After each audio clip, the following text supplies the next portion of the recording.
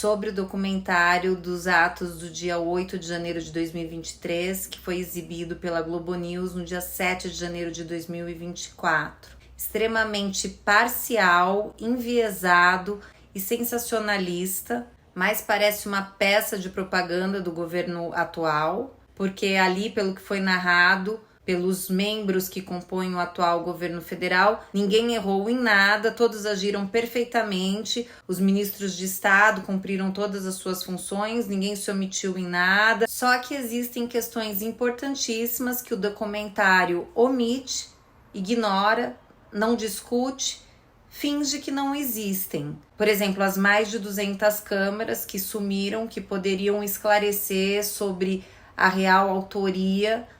das condutas. Ninguém menciona sobre esse desaparecimento crucial das provas que poderiam esclarecer os fatos. E surgem imagens que são ditas inéditas, mas o mais irônico é que fica muito claro por essas imagens que não existe liderança, não existe coordenação entre os atos dos manifestantes. E pessoas são taxadas coletivamente como criminosas, como golpistas, sem que haja qualquer diferenciação entre a conduta de qualquer pessoa. Simplesmente são classificadas como se fossem uma manada, como se todos tivessem agido da mesma forma, o que não corresponde à realidade. O artigo 41 do Código de Processo Penal brasileiro, em vigor, inclusive exige a individualização da conduta para qualquer acusado de qualquer ilícito. E, surpreendentemente, o que nós vemos nesse documentário são todas as pessoas que fazem parte do atual governo federal acusando todos os manifestantes, dizendo claramente: vamos prendê-los todos, sem qualquer individualização da conduta, em clara contradição ao Código de Processo Penal brasileiro. Então, todo documentário é conduzido em clima de caça às bruxas de maneira coletiva, como se estivéssemos presenciando um tribunal da época medieval. Não existe mais o artigo 13 do Código Penal brasileiro, que está ainda em vigor e que diz que as condutas criminosas serão expostas individualmente e as pessoas só serão condenadas pelo resultado daquilo que causaram individualmente. Também devemos questionar o que ministros do STF estão fazendo ao participar desse documentário, manifestando-se previamente sobre casos que irão julgar no Supremo Tribunal Federal,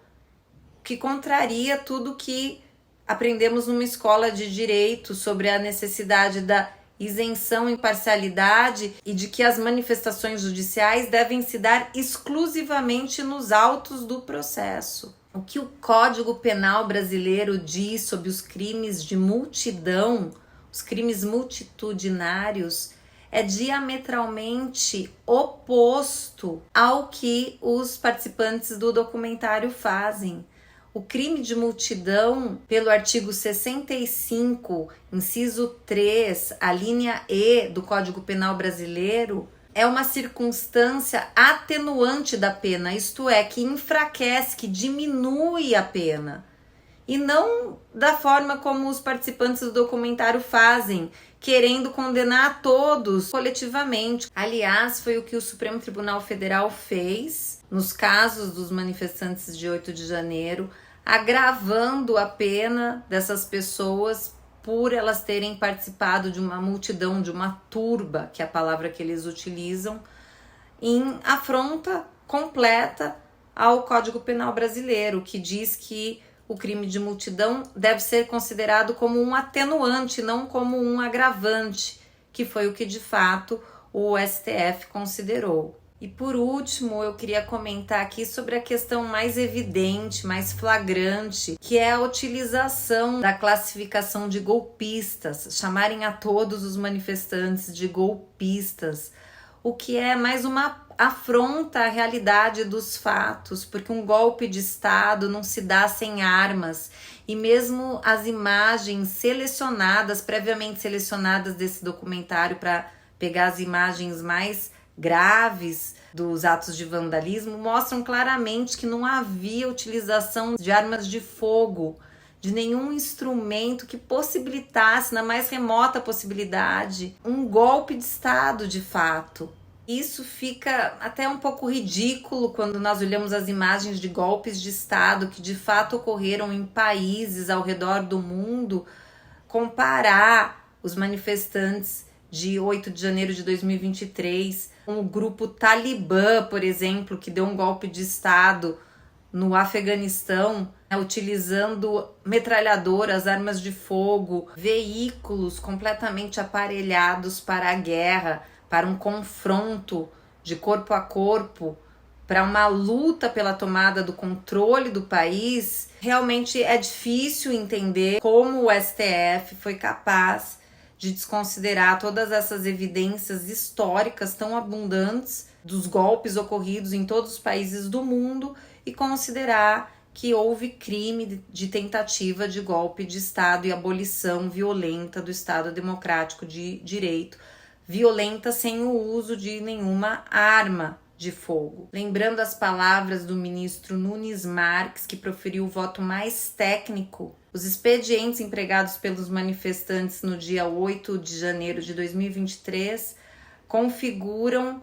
crime impossível, segundo o artigo 17 do Código Penal Brasileiro, que diz que não se pune a tentativa quando por ineficácia absoluta do meio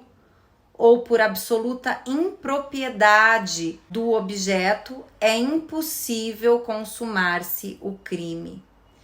Então é uma narrativa política de classificar essas pessoas como golpistas. Não houve, tecnicamente, tentativa de golpe. Para qualquer bom observador da história, é impossível considerar que houve tentativa de golpe de Estado. Tudo não passa de mais uma narrativa política criada pelo grupo que atualmente ocupa o poder.